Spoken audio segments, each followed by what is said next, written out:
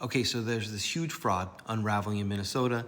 Tim Walz is getting dragged into it, and the New York Times is now saying that the Somali community is like responsible for it. So I thought it would be important that we look at this and like understand what is even going on with the Somali community in America. How did they get here? How is it that $9 billion in Medicaid fraud is happening in Minnesota? It looks like $250 million in this food program for low-income kids was stolen at least. From what I understand, this might end up being one of the largest financial fraud cases in U.S. history, and it gets even spicier because some of the money might be making it to this group Al-Shabaab, which is this group that like we're currently in conflict with. So I thought it was worth asking, like, how did Minnesota become a hub for Somali immigrants? What is this? So Somalia is here on the east coast of Africa, and then it's important that their coastline here is on this like trade route, which is where a lot of the goods from this area basically pass into the world. That's going to come back because here's this guy, Mohammed Saeed Barre. He was the military dictator of Somalia for like a lot of the 70s and 80s. And Jimmy Carter wanted that trade route to be in US control. So in 78, he sends this high-ranking State Department person to go talk about giving money to this guy, Barre. And from what I understand, we do. And then in 81, the Carter administration basically hands this whole program off to Ronald Reagan, and early on in his presidency, he gives $40 million to Somalia. So this is kind of where like the roots of a lot of the Somali relationship we have in the US come from. And so like here is Ilhan Omer, who is a current House of Representatives rep from Minnesota of Somali descent. She was born in Somalia. And like this is her dad, Nur Omar Mohammed, and he's listed on Google as a teacher, but he was actually a colonel in the Somalia army under this guy, Saeed Barre. And they said that his teacher stuff came because he was like an army trainer maybe. Anyway, this whole concept of like the clan is gonna come back. So anyway, in the late 80s, this dude who we're supporting gets crazy nasty and starts doing some really bad stuff. There's even a document found where dude is literally saying, I'm gonna do this. And so all these people, including us, we stopped supporting homie. And in 1991, he is basically kicked out of office because he doesn't have support of all these people anymore. And Somalia goes into chaos. And because her dad was in league with Saeed Barre, her family flees to a refugee camp in Kenya.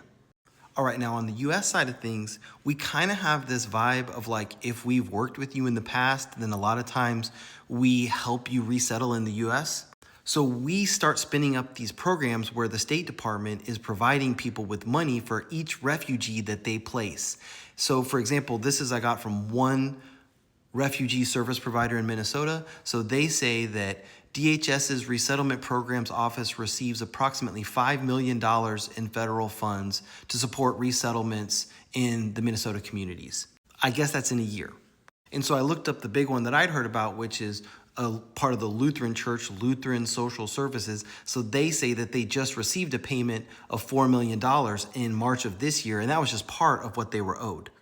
So basically, there's a lot of money flowing from the federal government to these NGOs to literally get paid per refugee that they resettle. And I don't know if that's continued after Donald Trump has changed these policies, probably not. But getting back to the whole Somali thing, so Somalis follow this Islamic tradition, which allows men to marry up to 4 wives, especially if they can afford it. And importantly, bigamy, which is basically the crime of having more than one wife, is illegal in Minnesota. So it seems like what happens is there's a lot of men who are legally married to one woman, but they have other women who they are religiously or culturally married to. But it is also important that cohabit under Minnesota law, bigamy laws, say that it's defined as living together under the representation or appearance of being married. So it seems like if a guy is like being culturally married to 3 women who he is not legally married to, under Minnesota law, strictly, that does seem illegal. And now here's where it gets a little spicy because there are all these welfare programs in Minnesota, many of them that are tied into federal welfare programs like food assistance and health assistance, and single mothers get a lot of welfare support.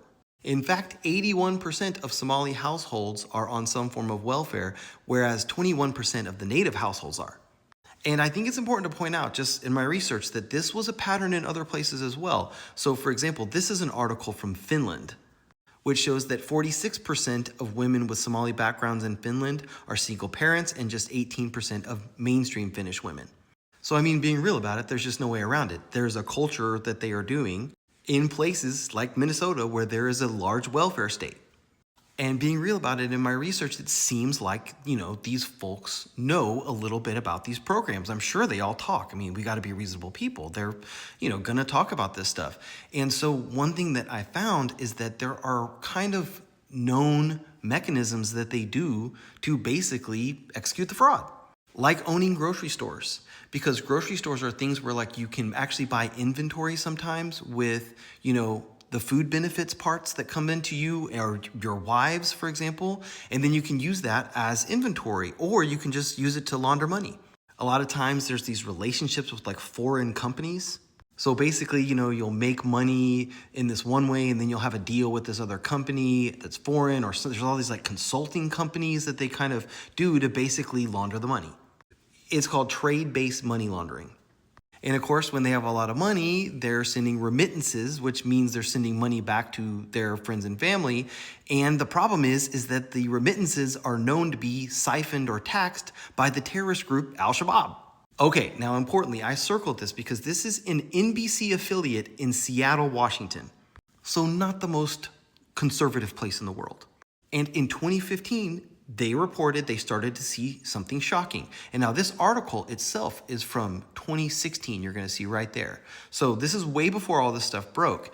And they were seeing that in the Seattle airport, people were carrying large amounts of cash, and it was destined for recipients in countries like Somalia. That's because a lot of these remittances are being made through this program called a hawala. It's a remittance system that I gather is kind of informal and goes outside the official banking networks, which might involve doing things like carrying large amounts of cash through the airport. Destined for Somalia. And it looks like it's known to fund the arms trade. So what do you think we do about it?